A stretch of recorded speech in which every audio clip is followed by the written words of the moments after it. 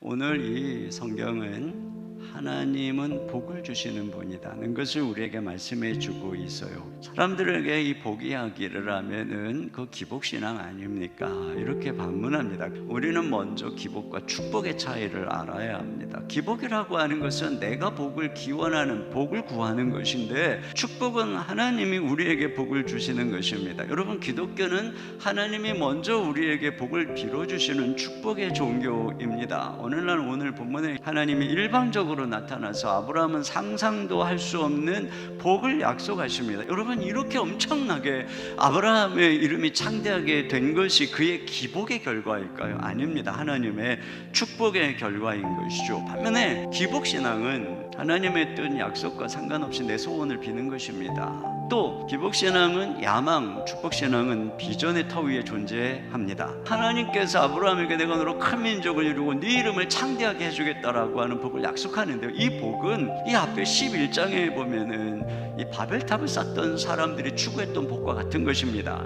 여기 이름을 내자, 또 온 зем에는 흩어짐을 면하자. 그러니까 흩어짐이 면해서 큰 민족이 이루고, 자, 우리 이름 창대하게 내보자, 이것입니다.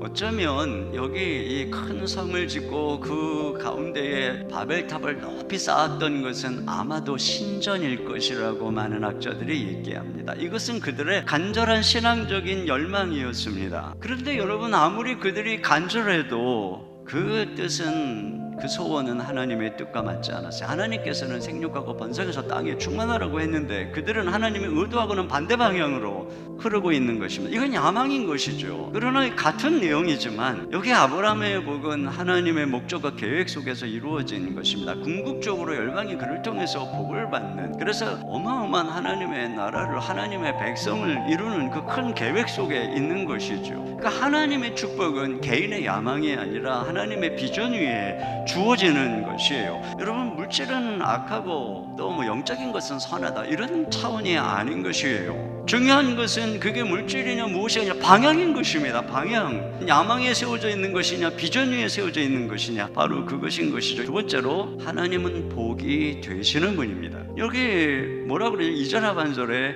너는 복이 될지라 이렇게 말하고 있어요. 그런데 너는 복이 될지라 라고 하는 것의 의미를 그 다음 3절 상반절에 보면 이해할 수 있어요. 너를 축복하는 자에게는 내가 복을 내리고 너를 저주하는 자에게는 내가 저주하리니. 그렇게 누구도 저주할 수 없는 복된 존재로 선택받은 존재가 바로 너다, 그런 이야기인 것이죠. 여러분, 동양 철학에서는 어떤 사람이 복된 줄을 말해, 무슨 관상이니 사주팔자니 손금이니 뭐 이런 것을 보면서 그렇게 운명적인 것으로 지어졌다라는 이런 이신론적인 그런 세계관을 가지고 있습니다. 그러나 성경은 절대로 그런 얘기를 하지 않습니다. 아브라함이 복을 받는 것은 그의 관상 때문이 아니라 하나님이 그와 함께 하시기 때문이다. 이것이 바로 하나님이 그의 복이 되셨다는 것입니다.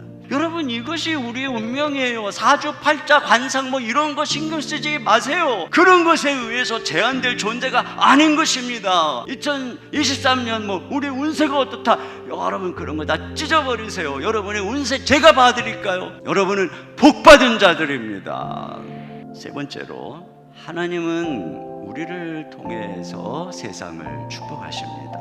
여기 3절 하반절에 보니까 땅의 모든 족속이 너로 말미암아 복을 얻을 것이라 이렇게 말하고 있어요. 그러니까 우리를 통해서 땅의 모든 족속이 복이 되는, 그래서 너는 세상의 복이 될지라 이렇게 우리를 부르는 것입니다. 하나님 앞에서 축복받는 인생은 얼마나 소유했는가로 완성되는 것이 아니라 하나님이 우리에게 주신 복을 얼마나 나누는가에 있습니다. 연세대 명예교수이신 김영숙 교수님이 인생문답이라고 하는 책을 쓰셨어요. 이분이 그 책에서 자기 인생의 가치 전환이 되었던 한 사건을 얘기합니다. 어느 날 지방에서 중고등학교 교감으로 있는 제자가 교수님에게 찾아왔어요. 그리고 대구에 있는 중고등학교 선생님들을 위한 강연에 강사로 와달라고 부탁을 한 것입니다. 근데 가고 싶고 가야 될 것 같은데 같은 날 같은 시간에 강연 약속이 잡혀져 있었습니다.